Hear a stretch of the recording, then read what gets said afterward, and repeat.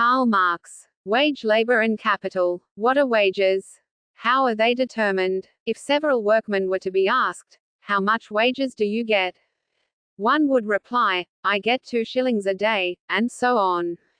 According to the different branches of industry in which they are employed, they would mention different sums of money that they receive from their respective employers for the completion of a certain task, for example, for weaving a yard of linen, or for setting a page of type.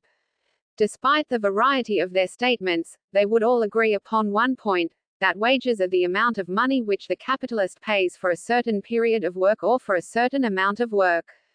Consequently, it appears that the capitalist buys their labor with money, and that for money they sell him their labor. But this is merely an illusion. What they actually sell to the capitalist for money is their labor power. This labor power the capitalist buys for a day, a week, a month, etc. And after he has bought it, he uses it up by letting the worker labor during the stipulated time. With the same amount of money with which the capitalist has bought their labor power, for example, with 2 shillings, he could have bought a certain amount of sugar or of any other commodity. The 2 shillings with which he bought 20 pounds of sugar is the price of the 20 pounds of sugar. The 2 shillings with which he bought 12 hours use of labor power, is the price of 12 hours labor. Labor power, then, is a commodity, no more, no less so than is the sugar. The first is measured by the clock, the other by the scales. Their commodity, labor power, the workers exchange for the commodity of the capitalist, for money, and, moreover, this exchange takes place at a certain ratio. So much money for so long a use of labor power. For 12 hours weaving, 2 shillings. And these 2 shillings, do they not represent all the other commodities which I can buy for 2 shillings? Therefore, actually, the worker has exchanged his commodity, labor power, for commodities of all kinds, and, moreover, at a certain ratio.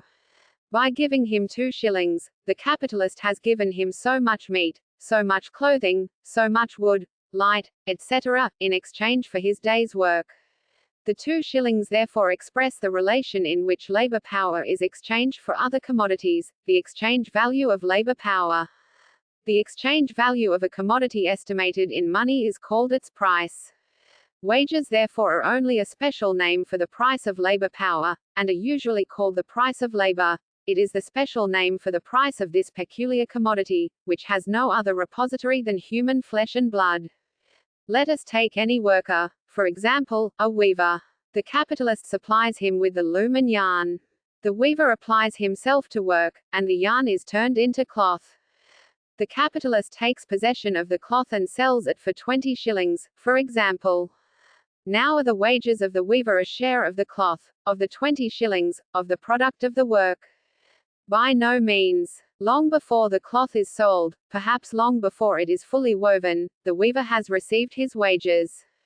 The capitalist, then, does not pay his wages out of the money which he will obtain from the cloth, but out of money already on hand.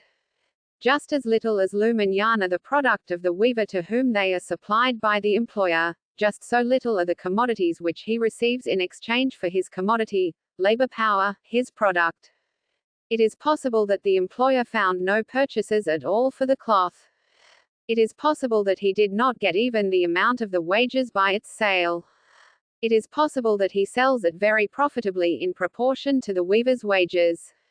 But all that does not concern the weaver. With a part of his existing wealth, of his capital, the capitalist buys the labor power of the weaver in exactly the same manner as, with another part of his wealth, he has bought the raw material, the yarn, and the instrument of labor, the loom. After he has made these purchases, and among them belongs the labor power necessary to the production of the cloth he produces only with raw materials and instruments of labor belonging to him. For our good weaver, too, is one of the instruments of labor, and being in this respect on a par with the loom, he has no more share in the product the cloth, or in the price of the product, than the loom itself has. Wages, therefore, are not a share of the worker in the commodities produced by himself. Wages are that part of already existing commodities with which the capitalist buys a certain amount of productive labor power. Consequently, labor power is a commodity which its possessor, the wage worker, sells to the capitalist. Why does he sell it? It is in order to live. But the putting of labor power into action, i.e., the work, is the active expression of the laborer's own life. And this life activity he sells to another person in order to secure the necessary means of life. His life activity, therefore, is but a means of securing his own existence. He works that he may keep alive. He does not count the labor itself as a part of his life. It is rather a sacrifice of his life. It is a commodity that he has auctioned off to another. The product of his activity, therefore, is not the aim of his activity. What he produces for himself is not the silk that he weaves, not the gold that he draws up the mining shaft, not the palace that he builds. What he produces for himself is wages, and the silk, the gold, and the palace are resolved for him into a certain quantity of necessaries of life, perhaps into a cotton jacket, into copper coins, and into a basement dwelling.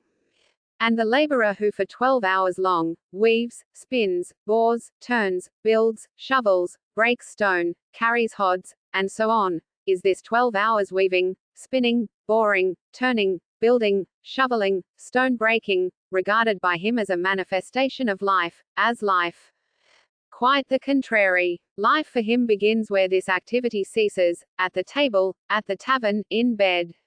The 12 hours' work, on the other hand, has no meaning for him as weaving, spinning, boring, and so on, but only as earnings, which enable him to sit down at a table, to take his seat in the tavern, and to lie down in a bed. If the silkworm's object in spinning were to prolong its existence as caterpillar, it would be a perfect example of a wage worker. Labor power was not always a commodity merchandise. Labor was not always wage labor, i.e., free labor. The slave did not sell his labor power to the slave owner, any more than the ox sells his labor to the farmer. The slave, together with his labor power, was sold to his owner once for all. He is a commodity that can pass from the hand of one owner to that of another. He himself is a commodity, but his labor power is not his commodity. The serf sells only a portion of his labor power. It is not he who receives wages from the owner of the land. It is rather the owner of the land who receives a tribute from him. The serf belongs to the soil, and to the lord of the soil he brings its fruit. The free laborer, on the other hand, sells his very self, and that by fractions.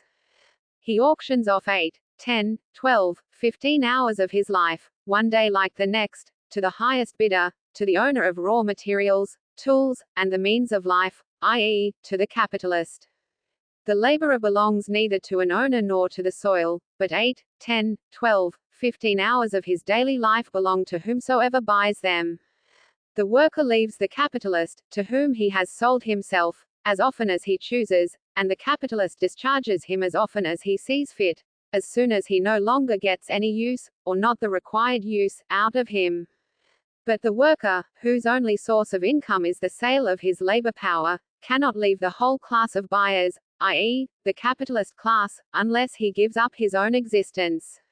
He does not belong to this or that capitalist, but to the capitalist class, and it is for him to find his man, i.e., to find a buyer in this capitalist class. Before entering more closely upon the relation of capital to wage labor, we shall present briefly the most general conditions which come into consideration in the determination of wages. Wages, as we have seen, are the price of a certain commodity, labor power. Wages, therefore, are determined by the same laws that determine the price of every other commodity. The question then is, how is the price of a commodity determined? By what is the price of a commodity determined? Wage labor and capital index.